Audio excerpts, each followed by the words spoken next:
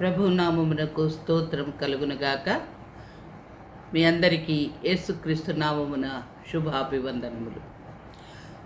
గత పునరుత్థాన దినము నుండి ఈ పునరుత్థాన దినం వరకు ఆయన కృపలో మనల్ని భద్రపరిచి ఆయన నామమును స్తుతించడానికి దేవుడిచ్చిన కృపను బట్టి ఆయనను మనము ఘనపరుద్దాం.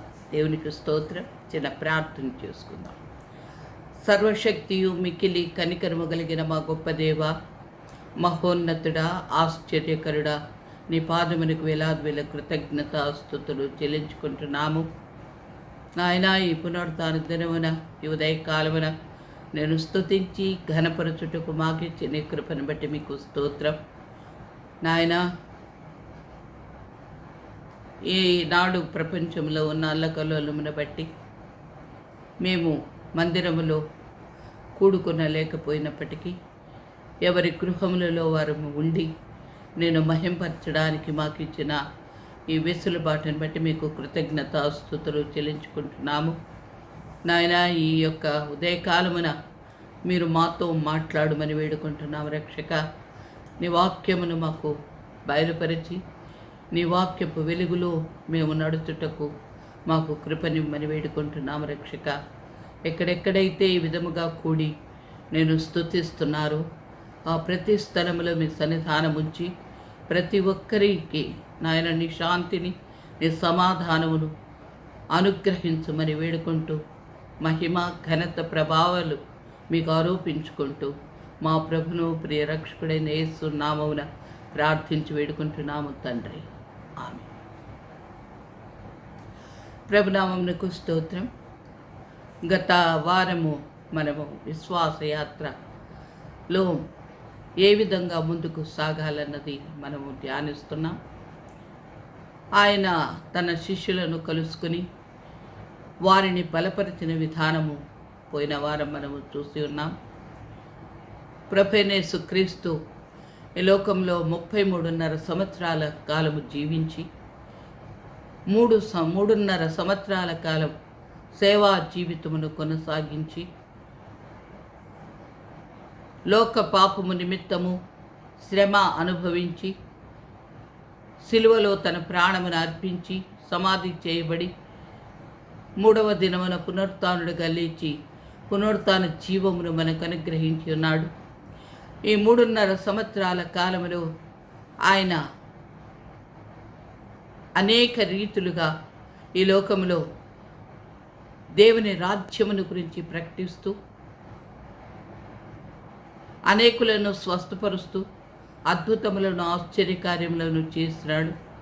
ఆ సమయమున ఆయనను వెంబడించిన ఆయన శిష్యులు ఆయనతో కూడా ఉండి ఆయన చెప్పిన మాటలన్నిటినీ విని ఆయనతో నడిచి ఆయన అప్పగింపబడిన రాత్రి వారందరూ ఆయన నుండి చెదరిపోయారు, భయపడిపోయారు. ఈ సంగతులు మనకు తెలుసును.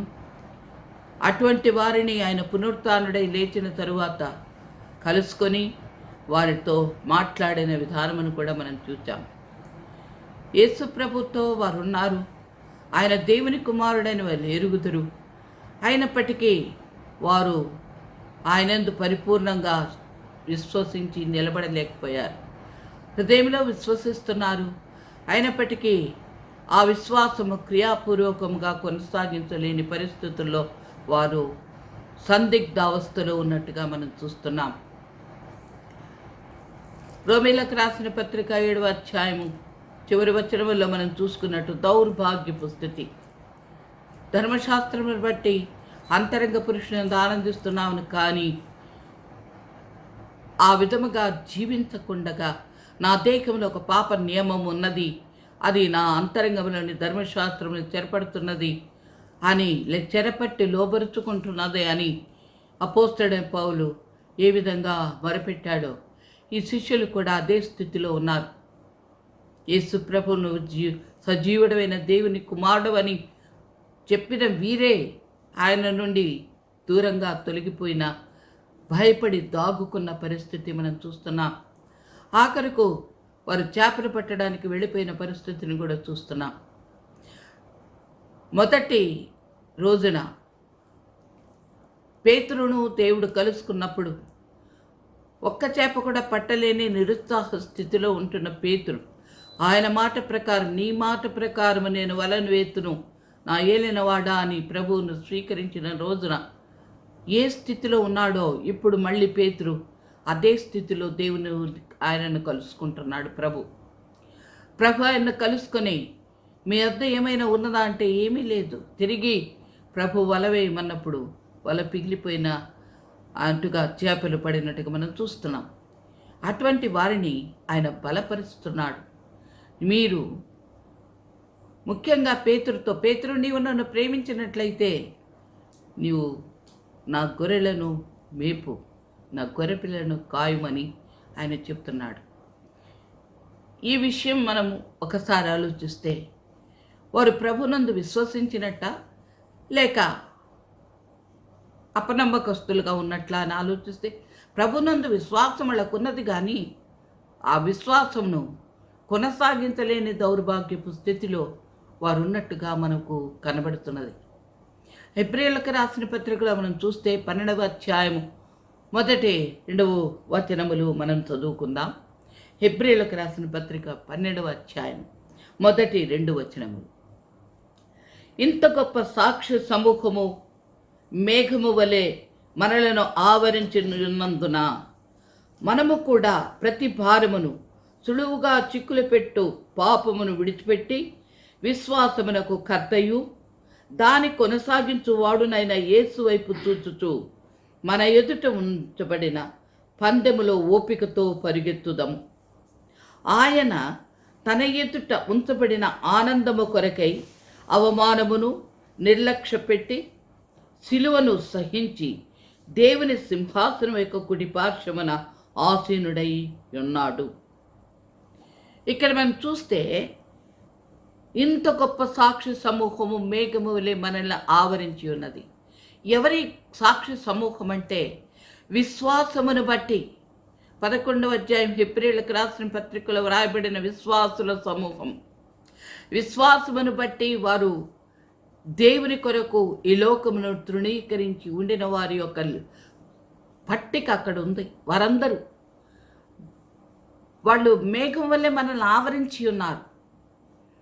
తిరిగి ఇక్కడ యేసుక్రీస్తు రక్షణ, ఆయన యొక్క బలియాగమును బట్టి రక్షింపబడిన విశ్వాసుల కొరకు వారు ఎదురు చూస్తున్నారు. కనుక మనము కూడా ప్రతి భారమును సులువుగా చిక్కులు పెట్టు పాపములను విడిచిపెట్టి విశ్వాసమునకు కర్తయు దాని కొనసాగించు వాడునైన యేసు వైపు చూచుచు అంటారు. విశ్వాసమునకు కర్త దాని కొనసాగించు వాడునయున యేసు. విశ్వాసము మనలో కలిగించేవాడు యేసు ప్రభువే. యేసు ప్రభు వారు ఆయన చేసిన కార్యములను చూచి ఆయన దేవుని కుమారుడని ఈ లోకమునకు మనల్ని రక్షించడానికి వచ్చాడని విశ్వసిస్తున్నాం. విశ్వసించినంత మాత్రమున చాలదు, విశ్వాసమునకు కర్త ఆయనే, కర్మ కూడా ఆయనే, క్రియ కూడా ఆయనే, కొనసాగించేవాడు కూడా ఆయనే. కనుక విశ్వసించినంత మాత్రమే చాలదు, కానీ దాన్ని కొనసాగించవలసిన అవసరం ఉంది. నీవు సజీవుడమైన దేవుని కుమారుడవని చెప్పినంత మాత్రమే చాలదు, కానీ ఆయన సజీవుడైన దేవుని కుమారుడు కడమట్టుకు నన్ను విడువడు అని విశ్వసించి ఆయన వైపు చూడవలసిన అవసరం ఉంది. విశ్వాసమునకు కర్తయు దాన్ని కొనసాగించు వాడైన దేవుని యేసు వైపు మనము చూడాల్సిన అవసరం ఉంది. చూచినప్పుడు అక్కడ నుండి మనకు సహాయం అందుతుంది. ఎందుకనంటే మనం ఆయన వైపు చూస్తూ మన ఎదుట ఉన్న పందెములో పరిగెత్తాలి. ఈ విశ్వాస యాత్రలో, ఈ క్రైస్తవ విశ్వాస యాత్రలో మన ఎదుట ఉన్న పందెపు రంగంలో మనం ఎవరి వైపు చూడాలంటే మనలో విశ్వాసమును కలిగించిన ఆ యేసు వైపు, ఆ విశ్వాసమును కొనసాగించగలిగిన వాడైన యేసు వైపు చూడవలసిన అవసరం ఎంతైనా ఉంది. విశ్వాసం అనగా ఏంటంటే 11వ అధ్యాయం 1వ వచనములో చూస్తే విశ్వాసమనున్నది నిరీక్షింపబడు దాని యొక్క నిజస్వరూపము అదృశ్యమైనది ఉన్నది అనుటకు రుజువు. విశ్వాసం ఏంటంటే నిరీక్షింపబడు దాని నిజస్వరూపం. యేసు వైపు చూచినప్పుడు మన నిరీక్షణాస్పదం ఆయనందు మనకు కనబడుతుంది. ఏమిటంటే ఆయన చెప్పాడు, నేను ఉండు స్థలమునకు మిమ్మును తీసుకుని వెళ్తాను. ఈ యాత్ర ఇక్కడితో ఆగదు. క్రైస్తవ జీవితం ఇక్కడ మొదలుపెట్టి ఈ భూలోకంలో ఆగిపోయేది కాదు. ఇది ఆయనుండు స్థలమునకు చేరవలసిన యాత్ర. ఈ విశ్వాస యాత్ర, ఆ శుభప్రదమైన నిరీక్షణ మనము కలిగి ఉండాలి. అదే విశ్వాసం. విశ్వాసం అనగా మనము దేన్ని నిరీక్షిస్తున్నామో ఆ నిరీక్షింపబడు దాని నిజస్వరూపమును, అదృశ్యమైన దాని నిజస్వరూపమును మనం దర్శించాల. అప్పుడే మనము ఈ విశ్వాస యాత్ర, అప్పుడే మనకు విశ్వాసం కలుగుతుంది. గర్భంతో ఉన్న ఒక తల్లి తన కడుపులో ఉన్న బిడ్డను, అదృశ్యమైన బిడ్డను, కొద్ది రోజులలో నా బిడ్డను చూడగలనని ఒక నిరీక్షణతో ఆ దృశ్యమును ఆమె చూస్తుంది. అలా చూడగలిగితేనే ఆమె ఆ బాధను భరించగలుగుతుంది. అలాగే మనము ఆ శిల్వ దర్శనమును మన ఎదుట ఉన్న పందెములో మనం పరిగెత్తున్నప్పుడు క్రీస్తు వైపు చూచినప్పుడే మనకు ఆ యొక్క కొనసాగింపు, విశ్వాసపు కొనసాగింపు. ఆయన కూడా ఏం చేశాడు? ఆయన ఆ ఆనందము నిమిత్తము, ఏ ఆనందము? తను చేస్తే ఈ రక్షణ కార్యము నిమిత్తము ఆనందముతో శ్రమలను, హింసలను, అవమానమును, సిలువను కూడా లెక్క చేయకుండా అనుభవించి తండ్రి కుడి పార్శ్వమున ఆయన కూర్చొని ఉన్నాడు. అట్టే ఆయన యందు మనం విశ్వాసముంచి ఆయన వైపు చూచినప్పుడు సమయోచితమైన సహాయమును ఆయన మనకు అందిస్తాడు. అపోస్తలుడైన పౌలు రోమీయులకు రాసిన 7వ అధ్యాయం 1వ వచనంలో ఏమంటున్నా? అయ్యో ఇట్టి దౌర్భాగ్యపు స్థితి. ఏంటి ఆ దౌర్భాగ్యపు స్థితి? నమ్ముతున్నాను, కానీ నమ్మునేది చేయలేకపోతున్నాను. నమ్మిన దానిని వెంబడించలేకపోతున్నాను. విశ్వసిస్తున్నాను, నా విశ్వాసం మృతముగా ఉంది, క్రియాపూర్వకంగా లేదు. దౌర్భాగ్యపు స్థితి అంటున్నాడు. ఇక్కడ ఆయన శిష్యులది కూడా అట్టి దౌర్భాగ్యపు స్థితే. నమ్ముతున్నారు, కానీ ధైర్యంగా వారు ఆ కార్యమును చేయలేకపోతున్నారు. ప్రభువారు వాడికి ఎన్నో బాధ్యతలు అప్పగించాడు. మీరు ఈ లోకంలో నాకు సాక్షులుగా ఉండాలి అన్నారు. భూదిగంతముల వరకు మీరు నాకు సాక్షులై ఉండాలి. నమ్మిన వారికి నా తండ్రి, కుమార, పరిశుద్ధాత్మ నామమున బాప్తిస్మం ఇవ్వాలని చెప్పాడు. ఈ బాధ్యతలన్నీ వారు తీసుకున్నారే తప్ప దాని వారు కొనసాగించలేని పరిస్థితి.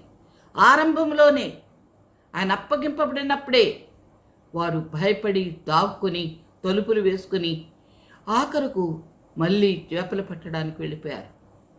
మన క్రైస్తవ జీవితంలో యేసు ప్రభువును సొంత రక్షకుడిగా అంగీకరించిన నాడున్న విశ్వాసం మనలో ఉందా? ఆ రోజున్న ఆసక్తి మనలో ఉందా? ఆ తరువాతే మన విశ్వాసం కొనసాగుతూ ఉందా? ఆయన చెప్పిన మాట విని దాని ప్రకారం మనం నడుస్తున్నామా? లేక మనము తిరిగి వెనుకకు పోతున్నామా? మనం ఒకసారి పరీక్షించుకోవాల్సిన అవసరం ఉంది.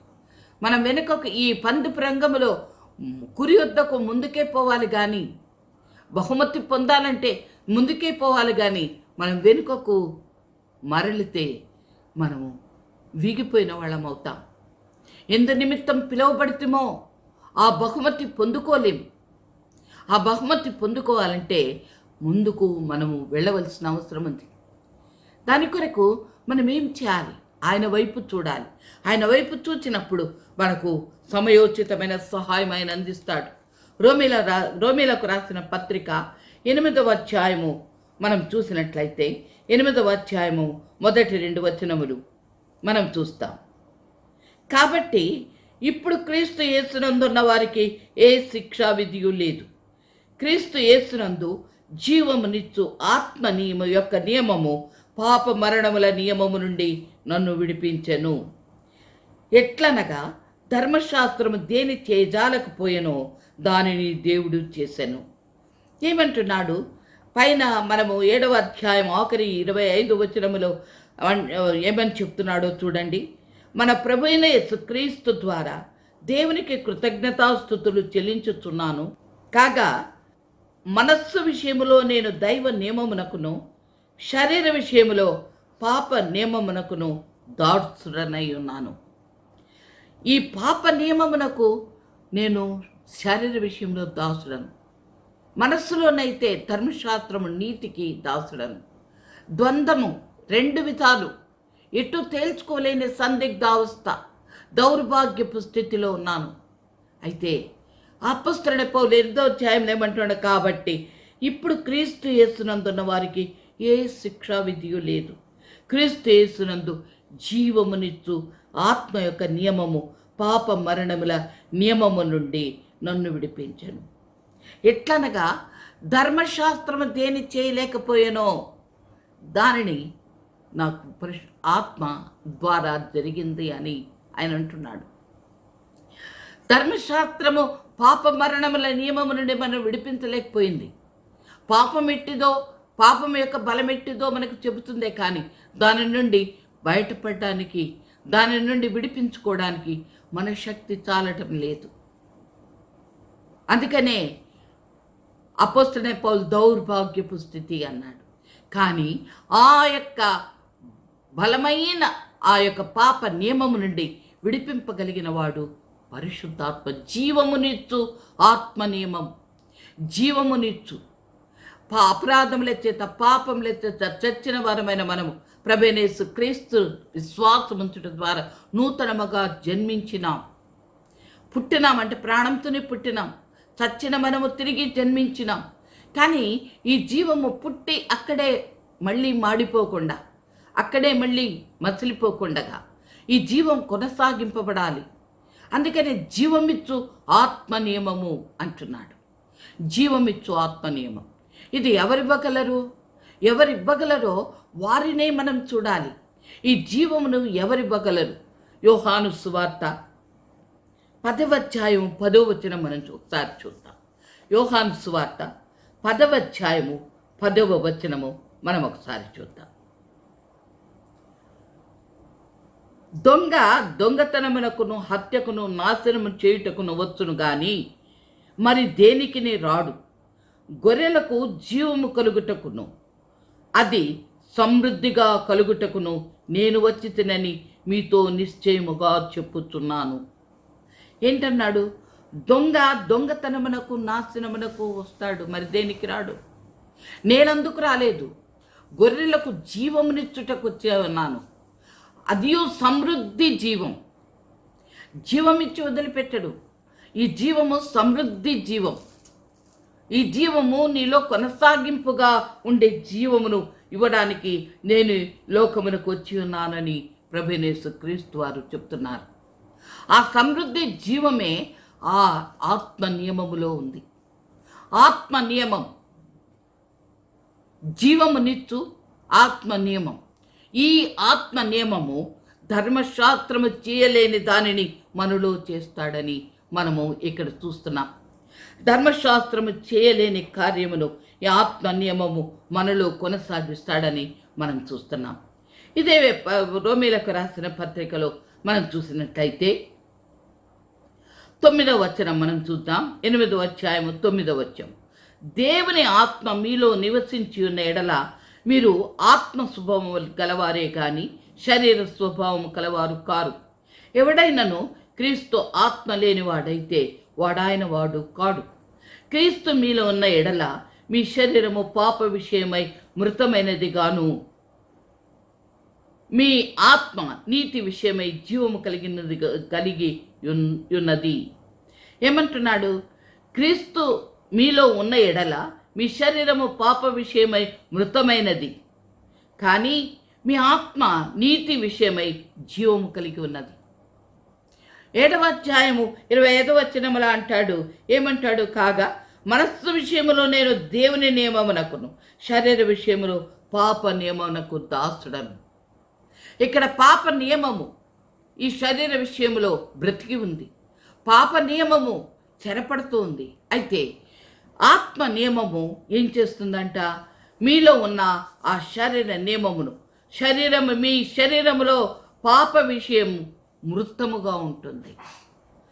ఆత్మ నియమము ఆ యొక్క శారీర నియమమును, ఆ పాపమును చంపివేస్తుంది. కనుక జీవమునిచ్చు ఆత్మ నియమమును మనము కలిగి ఉండాలి. జీవమునిచ్చు ఆత్మ నియమము కొరకు మనం క్రీస్తు వైపు చూడవలసిన అవసరం ఎంతైనా ఉంది. ఈ ఆత్మ నియమము ప్రభు మనకు అనుగ్రహిస్తాడు. ఈ ఆత్మ నియమములో ఉన్నప్పుడు పాప మరణముల నియమము నుండి మనం విడిపింపబడతాం. పాప మరణముల నియమము నుండి మనం విడిపింపబడినప్పుడు, దేవుని ఆత్మ మనలో ఉన్నప్పుడు మనం ఆత్మ స్వభావం వల్ల కలవారమే కానీ శారీర స్వభావం కలవారముగా మనం ఉండం. అటువంటి దీనికి మనం మార్చబడాల్సి, శారీర స్వభావంగా ఉన్నట్లయితే శారీర విషయములనే మనము ఆలోచిస్తామే కానీ ఆత్మ విషయములను మనం ఆలోచించలేము. ఆత్మ విషయములను మనం తెలుసుకోవాలంటే ఆత్మ నియమంలోకి మనం రావాల్సిన అవసరం ఉంది. శారీర రీతిగా మనము లోకరీతిగా భయము, భీతి, మరి లోక సంబంధమైనది, ముఖస్థుతి, దురభిమాన, పాపం, వీటన్నిటికీ లోబడి సులువుగా చిక్కులు పెట్టు పాపములను విడిచిపెట్టలేక మనం ఆత్మ నియమంలోనే శారీర నియమంలోనే ఉండిపోతే ఆత్మ నియమమును నెరవేర్చువారము కాము. గనుకనే శారీర నియమములను మనము వదిలిపెట్టవలసిన అవసరం, చంపవలసిన అవసరం ఉంది.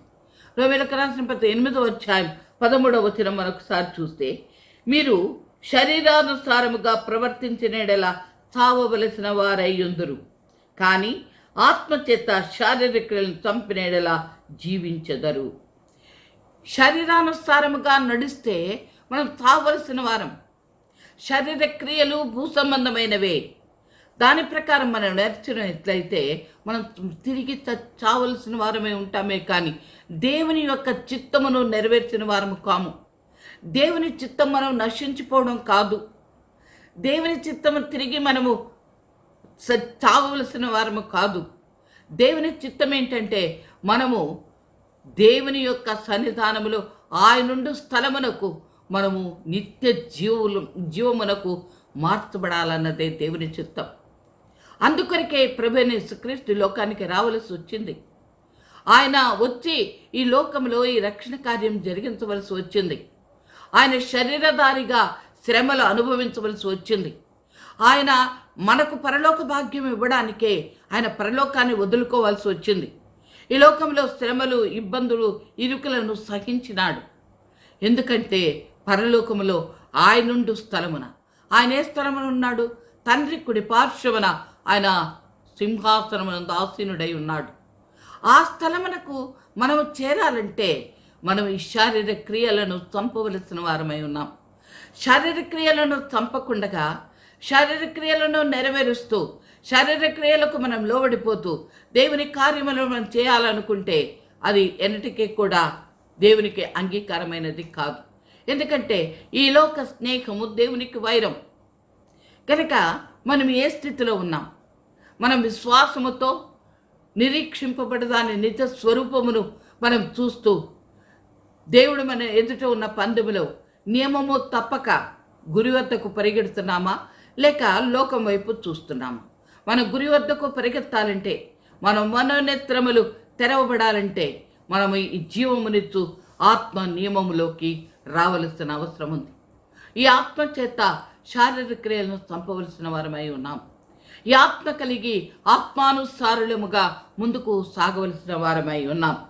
కనుక మనము ఇక్కడ 17వ వచనములో 14-15 వచనములో మనం చూసినట్లయితే, దేవుని ఆత్మచేత ఎందరూ నడిపింపబడుదురో వారందరూ దేవుని కుమారులయ్యుందురు. ఎలా అనగా, మరలా భయపడుటకు మీరు దాస్యపాత్మను పొందలేదు కానీ దత్తపుత్రాత్మను పొందితిరి. ఆత్మ కలిగిన వారమై మనము అబ్బా తండ్రి అని మొరపెట్టుచున్నాము. మనము దేవుని పిల్లలమని ఆత్మ తానే మన ఆత్మతో కూడా సాక్ష్యమిచ్చుతున్నాడు. మనము పిల్లలమైతే వారసులము, అనగా దేవుని వారసులము, క్రీస్తుతో కూడా మహిమ పొందుటకు ఆయనతో శ్రమపడిన ఎడల క్రీస్తుతోడి వారసులము అని దేవుని వాక్యం సెలవిస్తుంది. ఎందరైతే దేవుని ఆత్మ ద్వారా నడిపింపబడుతున్నారో వారందరూ దేవుని కుమారులు. మనం ఆయన అబ్బా తండ్రి అని పిలవాలంటే ఆత్మచేత నడిపింపబడాలి అని ఇక్కడ మనకు ఎంతో స్పష్టంగా పరిశుద్ధాత్ముడు వ్రాసి ఉంచినాడు. ఏలైనగా మరలా భయపడుటకు మనము దాస్యపాత్మను పొందలేదు. మనం ఒకసారి శిష్యుల యొక్క పరిస్థితి చూస్తే వారు ఆత్మను పొందినట్టు లేరు. పరిశుద్ధాత్మను వారు ఇంకా పొందలేదప్పటికీ. పరిశుద్ధాత్ముడు ఈ లోకమునికి ఇంతవరకు రాలేదు. అందుకనే వారు శరీరానుసారులుగా ఉన్నారు. వారు శరీరానుసారులుగా ఉన్నారు కనుకనే వారు భయపడ్డారు, దాక్కున్నారు. తిరిగి వారు లోకం వైపుకి వెళ్ళారు, దాస్యం వైపుకి. ఏమంటున్నాడు ఇక్కడ? మరలా భయపడుటకు మీరు ఏమిటి? దాస్యపు ఆత్మను పొందలేదు కానీ దత్తపుత్రాత్మను పొందితిరి. ఆత్మ కలిగిన వారే అబ్బా తండ్రి అని పిలిచి మొరపెడుతున్నాం. మన అబ్బా తండ్రి అని పిలిచినప్పుడు మనము ఏ విధంగా పిలుస్తున్నాం? పెదవులతో పిలుస్తున్నామా, లేకుంటే ఆయన మన తండ్రి అనే అధికారంతో పిలుస్తున్నామా? ఆయన మన తండ్రి అవ్వడానికి మనకు అధికారం ఎక్కడి నుండి వస్తుంది? ఆత్మ వల్ల వస్తుంది. ఆత్మ మనలో ఉన్నప్పుడు, ఆయన ఇచ్చిన ఆ యొక్క అభిషేకము మనలో ఉన్నప్పుడు మనము తిరిగి బయటకు వెనుకకు మరలిపోలేం. దత్తపుత్రాత్మను పొంది ఆత్మ కలిగిన వారమై ఆయనకు అబ్బా తండ్రిని ఆయనకు మొరపెట్టినట్లయితే మనము ఆయన బిడ్డలుగా ఉంటాం. అప్పుడు ఆత్మ మన ఆత్మకు సాక్ష్యం ఇస్తాడు, నీవు ఆయన బిడ్డవని. ఈ సాక్ష్యం మనం పొందవలసిన అవసరం ఉంది. ఇది పొందకపోతే మనం దౌర్భాగ్యపు స్థితిలో ఉన్నట్టే.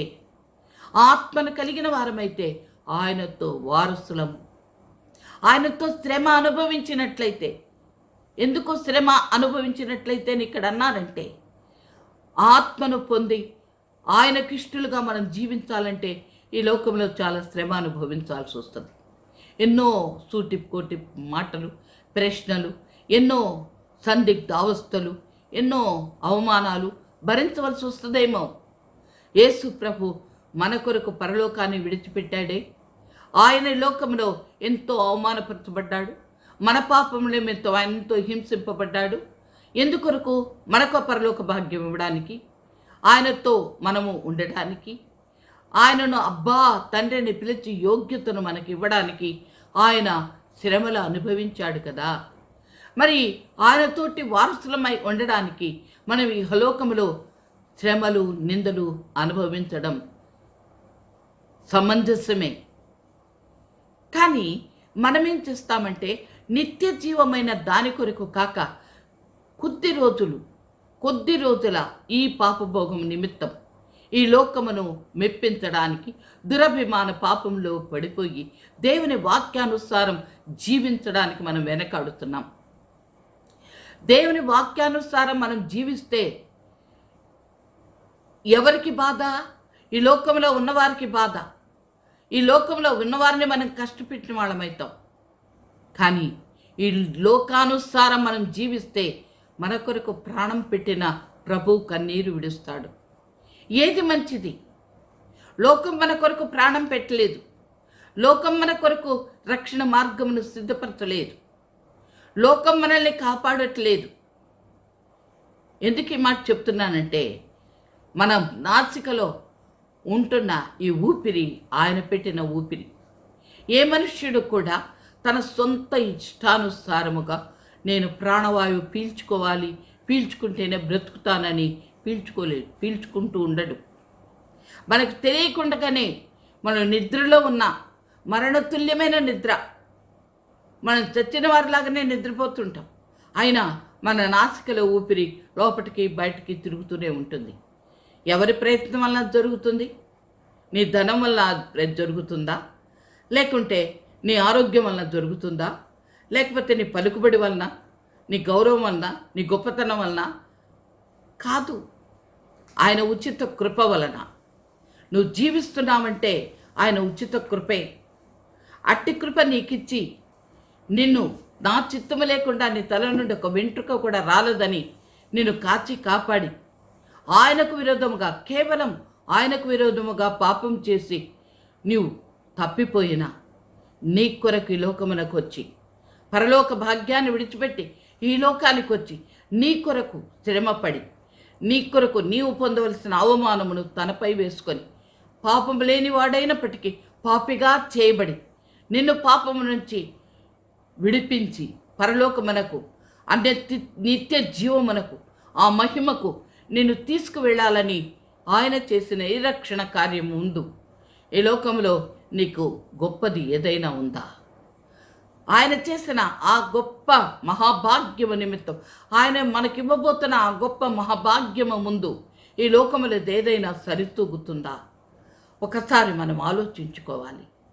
దేవుని వాక్యమును నిరర్థకము చేస్తున్న మనుష్య పారంపర్యాచారాలను, మనుష్యులను మభ్యపెట్టడానికి ఈ లోకపు మూలపాఠముల నిమిత్తము దేవుని వాక్యమును మనం నిరర్థకము చేస్తున్నాం. ఎందుకంటే బలహీనులము గనుక. ఆ బలహీనత నుండి మనం విడిపింపబడి దేవునికి ఇష్టలుగా మనం జీవించాలంటే పరిశుద్ధాత్మ జీవమునిచ్చు పరిశుద్ధాత్మ నియమములోకి మనం రావాలి. జీవమునిచ్చు పరిశుద్ధాత్మ నియమములోకి మనం వచ్చినట్లయితే మనము ఆత్మ చేత నడిపింపబడతాం. పరిశుద్ధాత్మని స్వాధీనములో మనం ఉంటాం. ఆయన మనల్ని సర్వసత్యములోనికి నడిపిస్తాడు. అప్పుడు ఆయనను మనము అబ్బా తండ్రి అని పిలిచి యోగ్యతను పొందుకుంటాం. ఆయన తోటి వారసులం అవుతాం. లేకపోతే దౌర్భాగ్యపు స్థితి. దీనినే ప్రకటన గ్రంథములో మనం చూసినట్లయితే 3వ అధ్యాయము 14వ వచనములో మనం ఒకసారి చూద్దాం. ప్రకటన గ్రంథం 3వ అధ్యాయము 14వ వచనం. లవోదికేలో ఉన్న సంఘపు దూతకి ఇలాగు వ్రాయము, ఆమెన్ అనువాడును నమ్మకమైన సత్య సాక్షియు అగు దేవుడు, దేవుని సృష్టికి ఆదియునై ఉన్నవాడు చెప్పు సంగతులేవనగా, నీ క్రియలు నేను ఎరుగుదును. నీవు చల్లగానైనను వెచ్చగానైనను లేవు. నీవు చల్లగానైనను వెచ్చగానైనను ఉండిన మేలు. నీవు వెచ్చగానైనను చల్లగానైనను ఉండక నురివెత్తనగా ఉన్నావు గనుక నేను నిన్ను నా నోటి నుండి ఉమ్మివేయనుద్దేశించుతున్నాను. నువ్వు వెచ్చగా లేవు, చల్లగా లేవు, ఏదో ఒక స్థితి. నువ్వు వెచ్చగానైనా ఉండు, లేక చల్లగానైనా ఉండు, ఇట్టున్నా అట్టున్నా మేలే. కానీ నువ్వు నులివెచ్చని స్థితిలో ఉన్నావు, బయటకు ఉమ్మివేసే పరిస్థితుల్లో ఉన్నావు. నులివెత్తని స్థితి సరైనది కాదు. నువ్వు చల్లగా ఉంటే నేను వెచ్చబెట్టొచ్చు, లేక నువ్వు వెచ్చగా ఉంటే మంచిదే అని మెచ్చుకోనవచ్చు. నువ్వు చల్లగా లేవు, వెచ్చగా లేవు, నులివెచ్చని స్థితిలో మధ్యస్థంగా ఉన్నావు. అంటే కోమాలో ఉన్నావు అన్నమాట. కోమాలో ఉన్న పేషెంట్ గురించి డాక్టర్లు ఏమంటారంటే, ఏం చెప్పలేమండి, కోమాలో ఉన్నాడు, బ్రతుకుతాడో చెప్పలేం, సస్తుడో చెప్పలేం, చచ్చిపోతే ఇంక అయిపోయింది, దేర్ ఎండ్స్ ద మ్యాటర్ అని ఇక్కడికి ముగింపు అయిపోయింది అనుకోవచ్చు. లేక బ్రతికే స్థితిలో ఉంటే, హుషారుగా ఉంటే, అంటే డాక్టర్స్ చేస్తున్న ప్రయత్నానికి రియాక్ట్ అవుతూ ఉంటే, స్పందిస్తూ ఉంటే డాక్టర్లు ఏమైనా సహాయం అందించగలరు. అది ఇది కాని పరిస్థితి, నులివెత్తని స్థితి, దౌర్భాగ్యపు స్థితి. అదే దౌర్భాగ్యపు స్థితి. ధర్మశాస్త్రం చూస్తే ఆనందం, వాక్యం వింటే ఆనందం, బాగుంది. హృదయమున గురించి భలే చెప్పారండి, భలే చెప్పారు. హృదయం మోసకరమైంది, ఘోరమైన, అల్లయో చాలా బాగా చెప్పారు, ఆనందం. కానీ నీవు హృదయ స్థితి నుండి మార్పు పొందు అనే మాట, దాన్ని చేయడానికి నీ చేత కాదు. చేయాలని ఆశ ఉంది, జీవించాలని ఆశ ఉంది, అయినా జీవించలేని ఒక బలహీనత నిన్ను ఆవహిస్తుంది. ఇటు దౌర్భాగ్యపు స్థితి. నేను బయటకు ఉమ్మేస్తాను, నేను ఉమ్మేయడానికి ఉద్దేశిస్తున్నాను. ఎందుకని నువ్వు దౌర్భాగ్యుడవు, దిక్కుమాలిన వాడవు, దరిద్రుడవు, గుడ్డివాడవు, దిగంబరుడవు అయి ఉన్నావు. ఎందుకంటే నువ్వు ఎరుగక నేను ధరించుకొని ఉన్నాను, నేను బాగానే ఉన్నాను అనుకుంటున్నావు.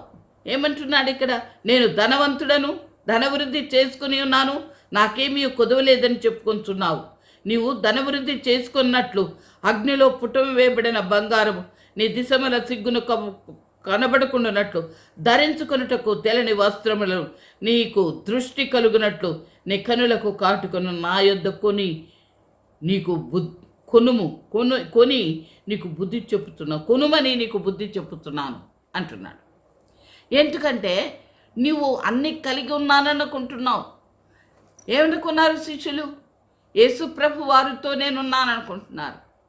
ప్రభువు మాతో ఉన్నాడు. గొప్ప ధైర్యం ఎప్పటిదాకా ఉన్నది? ప్రభు అప్పగింపబడేదాకా. ఆయన చెప్పకుండా ఏమి అప్పగింపబడలేదు.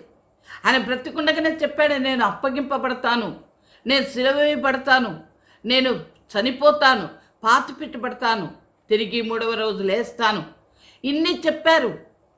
అయినా వాళ్ళు నమ్ముతున్నామని అనుకున్నారు. కానీ ఆ అప్పగింపబడిన నాడు వారి యొక్క పరిస్థితి భయంకరమైపోయింది. అలాగే మన మార్తమ్మ కుటుంబాన్ని చూసుకున్న బేతని మార్తమ్మ కుటుంబం. మార్తమ్మ ఎంతగానో ఆయనను చేర్చుకుంది, ఉపచారం చేసింది. మరి మరియమ్మ ఆయన పాదాల దగ్గర కూర్చుని నేర్చుకుంది. కానీ ఆయనను నమ్మినారేమని, నీ పునరుత్థానము జీవము నీవే ప్రభువా అన్నారు. ఇప్పుడైనా నువ్వు తండ్రిని అడిగితే ఏమైనా చేస్తాడా? కానీ మూత ఆ రాయి తొలగించుమని అంటే వద్దయ్యా వాసన అన్నారు. కారణం ఏమిటి? నమ్ముతున్నారు, నమ్మనట్టే ఉన్నారు. క్రీస్తుని ఎరిగి ఉన్నామనుకుంటున్నాం, ఎరగనట్టే ఉంటున్నాం. ఈరోజు మన పరిస్థితి ఏమిటి? మనం అట్టి దౌర్భాగ్యపు స్థితిలోనే ఉంటే ఏమైనా ఉపయోగమా? బయటకు ఉమ్మివేయబడే స్థితి అది. మేము నీతి వస్త్రాలు కలిగి ఉన్నాం, మేము రక్షణ కలిగి ఉన్నాం, మాకు దేవుని వాక్యం బాగా తెలుసు, మేము ఎంతగానో ప్రార్థన చేస్తాం, మేము ఉపవాస ప్రార్థన చేస్తాం. నువ్వేమైనా చేయి, కానీ నీవు ఆయన ఇస్తే ఆ కాటుక నీ కనులకు పెట్టుకున్నావా? నీకు స్పష్టంగా దేవుని చూచే అయోగ్యత పొందుకున్నావా? ఒకసారి ఆలోచించు. యేసుని ఎరుగుదును అని నువ్వు అనుకుంటున్నావు, కానీ యేసు ఎవరో నీకు తెలుసా? యేసు నీకేమి చేయగలడో నీకు తెలుసా? ఆయన కొరకు నువ్వేం చేయగలవు అన్నది నీకు తెలుసా? దేవుడు అడుగుతున్నాడు ఈ రోజున, నువ్వే స్థితిలో ఉన్నావు? ఆయనతో కూడా పరలోకమునకు వారసుడుగా వారసురాలిగా ఉన్నావా? దేవుని రాకడా బహు సమీపంలో ఉంది. ఎందుకనగా ఈనాడు లోకంలో జరుగుతున్న ఈ కార్యాలన్నీ మనం చూసినప్పుడు ప్రభువారు ఏమన్నా అంటే, నేను త్వరగా వచ్చుచున్నానని.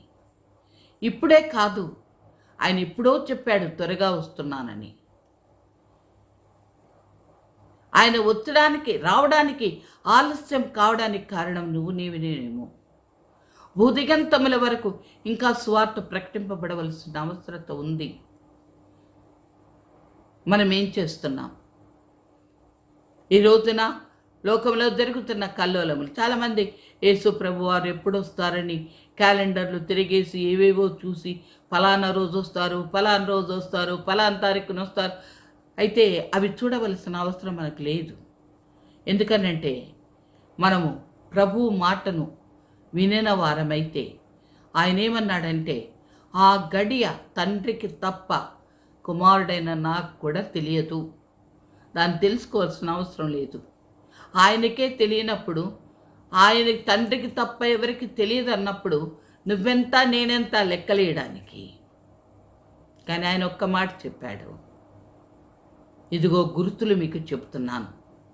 జనం మీదకి జనము, రాజ్యం మీదకి రాజ్యము లేచినప్పుడు, అక్రమం విస్తరించి అనేకుల ప్రేమలు చల్లారినప్పుడు, తెగుళ్ళు కాటకములు వచ్చినప్పుడు, ప్రకృతి వైపరీత్యములు కలిగినప్పుడు, ఇటువంటి స్థితులన్నీ మీరు చూచినప్పుడు నేను గవని యొద్దనే ఉన్నానని తెలుసుకొనండి. జాగ్రత్త పడండి.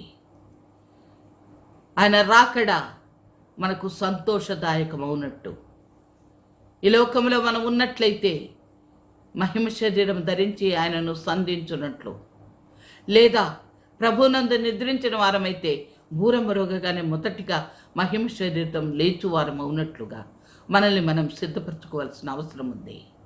ఈ లోకంలో ఉన్నది ఏది కూడా శాశ్వతమైనది కాదు. ఈ లోకంలో ఉన్నది ఏది కూడా మనల్ని పరలోకానికి తీసుకువెళ్ళదు. అదెంత వెలగలిగినదైనా, ఈ లోకంలో అన్నిటికంటే విలువైనది నా దగ్గర ఉందని నువ్వు అనుకున్నా అది వ్యర్థమే. అది నిన్ను పరలోకానికి తీసుకువెళ్ళదు. పరలోకానికి వెళ్ళాలంటే పరలోకమునకు నేనే మార్గమును, సత్యమును, జీవమును అని చెప్పిన ప్రభు అయిన యేసు క్రీస్తు నిన్ను పరలోకానికి తీసుకువెళ్ళడానికి, పరలోకము నుండి ఈ లోకానికి దిగి వచ్చిన యేసు క్రీస్తునందు నువ్వు సంపూర్ణమైన విశ్వాసం ఉంచు. ఆ విశ్వాసమునకు కర్త, దాని కొనసాగించువాడైన యేసు వైపు చూడు. ఆయన నిన్ను ఆత్మ నియమంలోకి నడిపిస్తాడు. ఆయన మనల్ని అనాథలుగా విడిచిపెట్లా. ఆయన వెళ్లే ముందు చెప్పాడు, యోహాను సువార్త 14, వెళ్ళుట మంచిది, నేను వెళ్ళి మీ కొరకు స్థలము సిద్ధపరుస్తాను. నేను వెళ్ళినట్లయితే మీతో ఉండునట్లు వేరొక ఆదరణకర్తను నేను పంపుతాను. ఆయన మీలోకి వచ్చినప్పుడు మిమ్మల్ని సర్వసత్యములోకి నడిపిస్తాడు అని ఆయన చెప్పాడు. ఆయనే పరిశుద్ధాత్ముడు. ఈరోజు పరిశుద్ధాత్ముని యొక్క అనుభవం చాలా తగ్గిపోయింది. పెంతెకోస్తు దినమున ఈ లోకమునకు వచ్చిన పరిశుద్ధాత్మని గురించిన అవగాహన లేక మనుషులు ఆత్మ వచ్చింది పోయింది అని చెప్పుకుంటూ, ఇదిగో నా చేతిలో ఉంది నేను నీకు ఇస్తానని మనుషులు చెప్పుకుంటూ పరిశుద్ధాత్మని యొక్క ఆ ప్రత్యేకతను, ఆ యొక్క ఆధిక్యతను, ఆ అవసరతను మనుషులు అర్థం చేసుకోలేకుండగా, తెలుసుకొనకుండగా అగమ్య గోచరంలో ఉంచేస్తున్నాడు సైతాను. అయితే యేసు ప్రభువారు ఇప్పటికీ కూడా తనకు విధేయులైన వారికి అనుగ్రహించడానికి ఆయన సిద్ధంగా ఉన్నాడు. ఆయన చెప్తున్నాడు, మీరు చెడ్డవారై ఉండి మీ బిడ్డలకు మంచి ఈవులను ఇస్తున్నారే, నేను మంచివాడను, మీరు అడిగితే మీకు పరిశుద్ధాత్మనివ్వనా? కనుక పరిశుద్ధాత్ముడు ఏదో మనము కలిగి ఉన్నామా లేమా అని తెలుసుకోవడానికి దేవునికి మనం విధేయులమై ఉన్నామా లేమా అని తెలుసుకోవాలి. ఆయనకు విధేయులైన వారికి ఆయన అనుగ్రహిస్తానన్నాడు. గనుక ఆ యొక్క ఆత్మ నియమంలోకి మనం వచ్చినట్టుగా జీవమిచ్చు ఆత్మ నియమంలోకి వచ్చి దౌర్భాగ్యపు స్థితి నుండి ధన్యమైన స్థితిలోనికి మనం మార్చబడినట్లు ప్రభు యొద్ద వేడుకుందాం. ఆయన వైపు చూద్దాం. విశ్వాసమునకు కర్తయు దాన్ని కొనసాగించువాడునైన యేసు వైపు చూద్దాం. ఆయన ఏ విధంగా నడిపించాడు. ఈ యొక్క శిష్యులు, ఈ బలహీనమైన శిష్యులు, భయపడి దాగుకున్న శిష్యులు ఏ విధంగా ఆయన చేతులంత బలమైన పనిముట్లుగా మార్చబడ్డారు. అనుమానస్తుడైన తోమ, నేను వ్రేలు పెడితే కానీ నమ్మనన్న తోమ మన భారతదేశమునకు వచ్చి ఈనాడు భారతదేశంలో క్రీస్తు నామమును ప్రబలపరచడానికి మూల కారకుడయ్యాడంటే అది ఎలా జరిగింది అన్నది మనం తెలుసుకుందాం. తెలుసుకొని అవిశ్వాసులము కాక మనమును క్రియాపూర్వకమైన విశ్వాసమును కలిగి అబ్బా తండ్రి అని పిలుచు యోగ్యతను పొందుకొని ఆయన బిడ్డలుగా పరలోకమునకు వారసులుగా జీవిద్దాం. మన వెనికిడిలో ప్రభు ఈ మాటలను దీవించునుగాక. ప్రార్థన చేసుకుందాం. సర్వోన్నతుడా, సర్వాధికారి, సర్వశక్తిమంతుడా, నీ పాదమునకు వేలాది వేల స్తుతి స్తోత్రములు. ప్రేమామయుడవు, దయామయుడవు నాయన. ఇప్పటి వరకు మీరు మాతో మాట్లాడిన విధానమును బట్టి నీకు స్తోత్రం. అవును తండ్రి, జీవమిచ్చు ఆత్మ నియమములో మేము జీవించి శారీరక క్రియలను చంపి ఆత్మచేత నడిపింపబడు నీ బిడ్డలుగా మేము ఉండవలనన్ను కోరుకుంటున్నావు రక్షక. దౌర్భాగ్యపు స్థితి నుండి మమ్మల్ని విడిపించడానికి నీవు ఈ లోకానికి వచ్చావు. నీవు వచ్చిన ఈ రక్షణ కార్యమును మేము పరిపూర్ణముగా నెరవేర్చున్నట్లు, మాయందు కార్యసిద్ధి కలుగునట్లు మీరు మాకు కృపను అనుగ్రహించమని వేడుకుంటున్నాం. ఎందరైతే ఈ మాటలు వింటున్నారో వారి హృదయములు ఆత్మ కార్యమును జరిగించమని వేడుకుంటున్నాం. ప్రభా, ఎందరైతే బిడ్డలు కష్టములు, వేదనలు, బాధలలో, తండ్రి వ్యాధులలో, సమస్యలలో ఉన్నారో అట్టి వారందరితో మీరు మాట్లాడండి నాయనా. ప్రతి కుటుంబములో నీ యొక్క తండ్రి సన్నిధానం ఉంచండి. నీ స్వస్థత హస్తమును చాపండి నాయనా. నీవు ప్రతి కుటుంబంలో నిత్యుడు ఒక తండ్రిగా వారి సమస్యలను బాపి నాయనా వారికి శాంతి సమాధానములను అనుగ్రహించమని వేడుకుంటున్నాం. ప్రపంచం యావత్తు ప్రభువ అల్లకల్లోలముగా ఉంటుండగా నాయనా నీ స్వస్థత హస్తమును చాపమని వేడుకుంటున్నాం. సర్వోన్నతుడైన దేవా, సర్వశక్తిమంతుడా, నీకు అసాధ్యమైనది లేదు నాయన. కనుక నీ కృపను మాపై కుమ్మరించమని వేడుకుంటున్నాం. ప్రభువా, ఇదిగో తండ్రి, ఎక్కడెక్కడైతే ఈ విధముగా బిడ్డలు కూడి ఉన్నారో వారందరిపై నీ కృపను కుమ్మరించుమని, నీ సన్నిధానం మాకు తోడై ఉంచుమని, నీ రాకడ పర్యంతం నీ యందు విశ్వాసముతో మేము నిలకడగా నిలబడి మా రక్షణను భయముతో వణుకుతో కాపాడుకుంటూ కొందరినైనా అగ్ని నుండి లాగినట్టుగా రక్షించుటకు కృపను అనుగ్రహించుమని వేడుకుంటూ మా ప్రభును ప్రియ రక్షకుడైన యేసు నామమున ప్రార్థించి వేడుకుంటున్నాము తండ్రి. ఆమేన్. ప్రభు నామమునకు స్తోత్రం కలుగునుగాక. ఈ భాగము ఒక కొనసాగింపును వచ్చే వారము మనము చూసుకుందాం. మీ అందరికీ నా వందనాలు.